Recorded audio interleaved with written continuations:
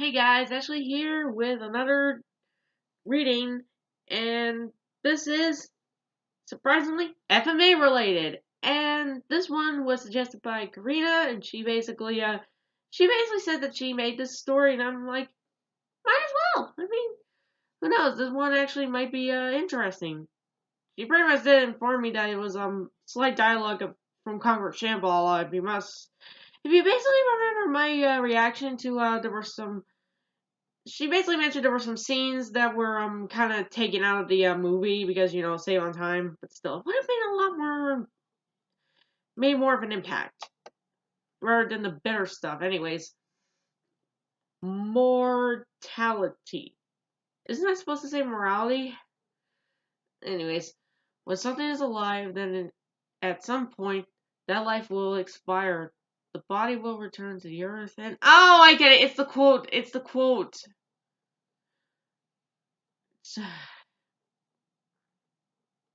The majority of this dialogue, where Sid goes to wrath, simply added life to an important scene from the original script of C.O.S. Conquer Symbol in the CS, by the way, which got left out. Don't know the main characters. Okay, it's just saying the same quote again. Life was pretty much the same as always at the meat shop. Sig was selling meat in the storefront as always. Lying in bed, however, was Izumi. Her condition had been getting worse as of late. This is O3, by the way.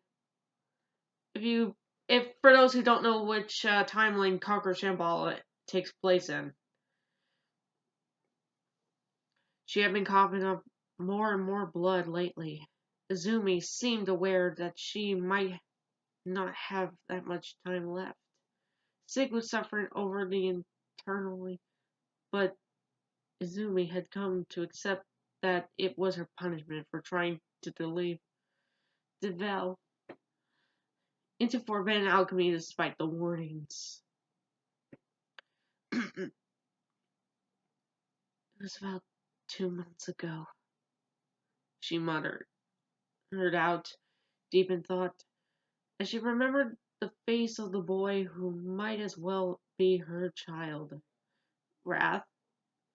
She couldn't deny that she missed Edward just as everybody else did, even if it didn't show as much. But those that knew her well, like Sig, Winry, and even Alphonse, could tell. They had often noticed her looking off into space with a sadness expression, especially while training Alphonse, since it brought back the memories she had of so many years ago when both Ed and Al were still somewhat innocent to the grim truth of the world before they had seen so many things. Mm.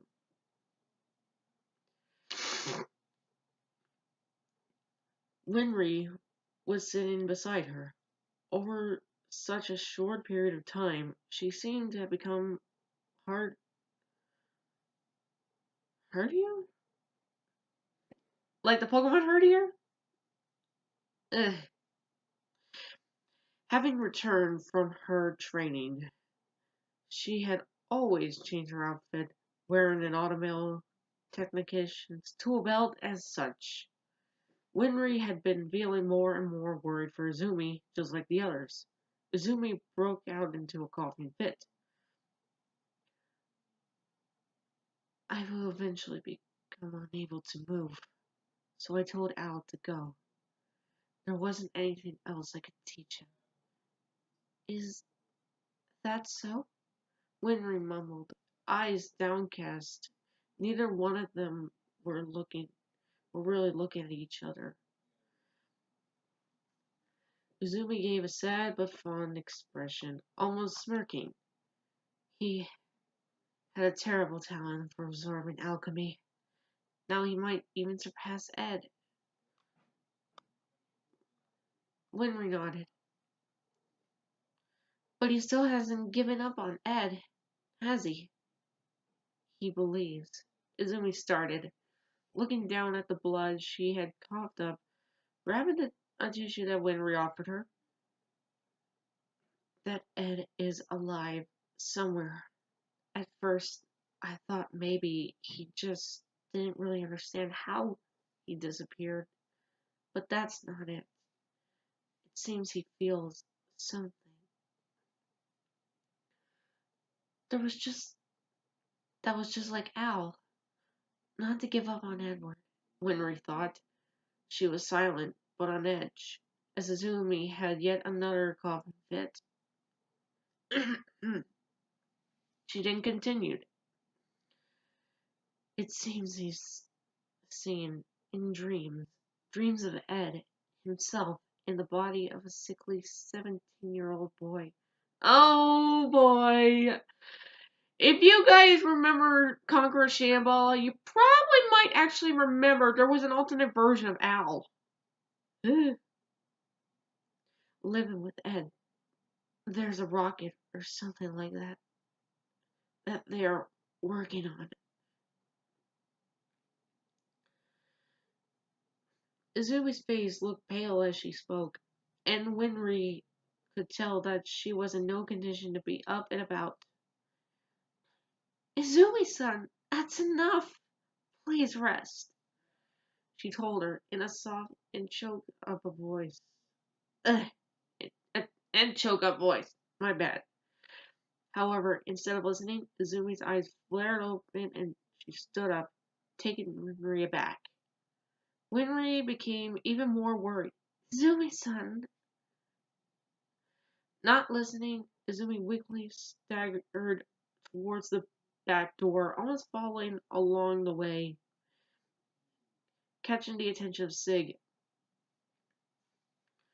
Izumi, he stepped outside, looking ready to collapse. Winry and Sig followed after her, concerned. What are you doing? Sig asked, trying to get an answer. If you don't sleep, Winry added, but was unable to bring herself to finish the sentence, terrified by her own inclination and worries. Izumi brushes them off, still ignoring them. Its instincts. Izumi desperately walked forward. Her face was contorted with pain, but somehow relieved expression. So you've come. She looks ahead. Looking along Izumi's line of sight, Winry gasped upon seeing Wrath standing there. Mother instinct, guys! The homunculus stood, looking at Izumi. His automail was rusted and broken down. Son, shh, Izumi said, as she reached her hand out towards Wrath. However, before she could reach him, she collapsed in front of him. Yeah, this was supposed to pretty much be in the movie. Seriously, we could have had like an emotional scene. Why is it that the original script does better than how I would have seen in the movie? Oh yeah, because we would actually have characters we pretty much had followed throughout the series of 03.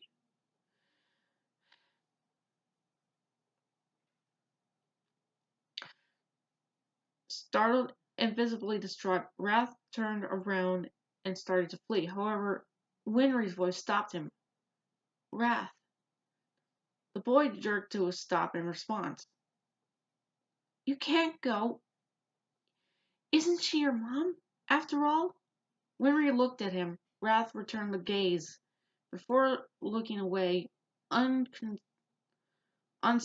and bitter. Homunculi don't have mothers. We're... Wrath's voice almost seemed to crack. Fake lives made with alchemy. However, despite his words, he still approached Izumi. Aww, he still cares. Even though after all that time, you could pretty much tell that he pretty much... This is just too sad, honestly. Why? Why did they pretty much take this out? Why did they take this out seriously?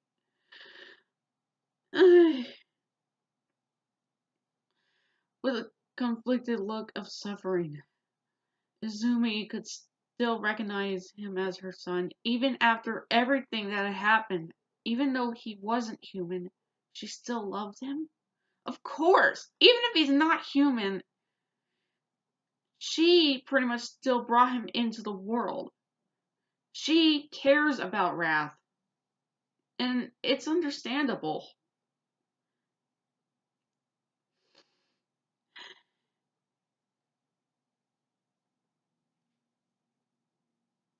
Izumi took hold of the hesitant Wrath, pulling him closer and feeling regret at not having been there for him until now. Thanks a lot, Ed! Seriously. This all could have been all that Ed did not pretty much, you know, pretty much lash out at him. Seriously. She smiled softly, tightly hugging her son as she particularly whispered, "Then I'll give you a real life." Her pupils dilated and she then grew limp. Ra's eyes grew wide when Azumi suddenly stopped breathing, tears clinging to the corners of his eyes. The boy didn't know what to do. Mom.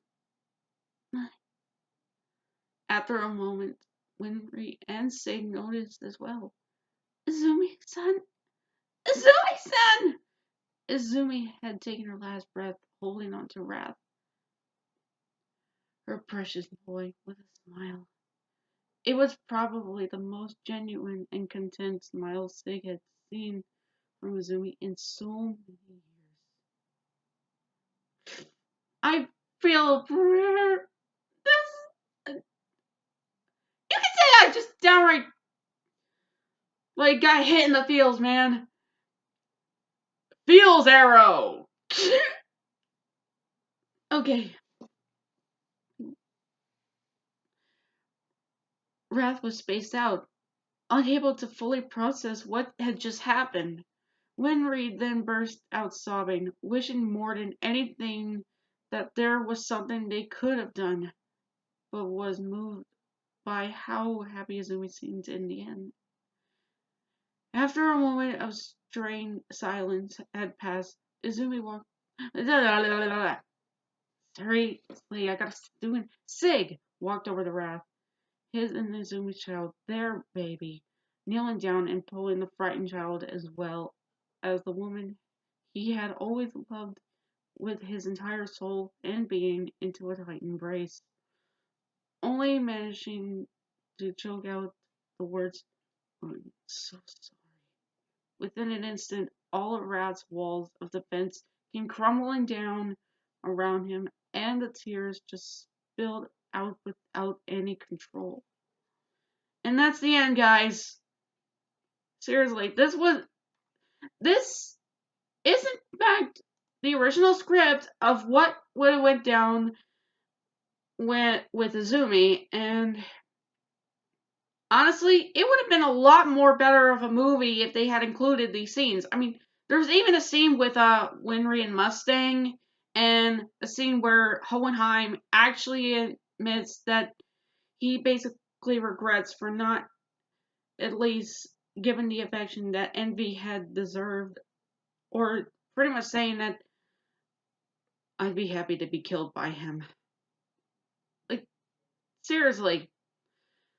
But anyways, this was actually a nice suggestion, Karina, and feel free to give me the other scripts if you basically want to. It's fine, because honestly, I haven't really been reading much of FMA fanfics lately.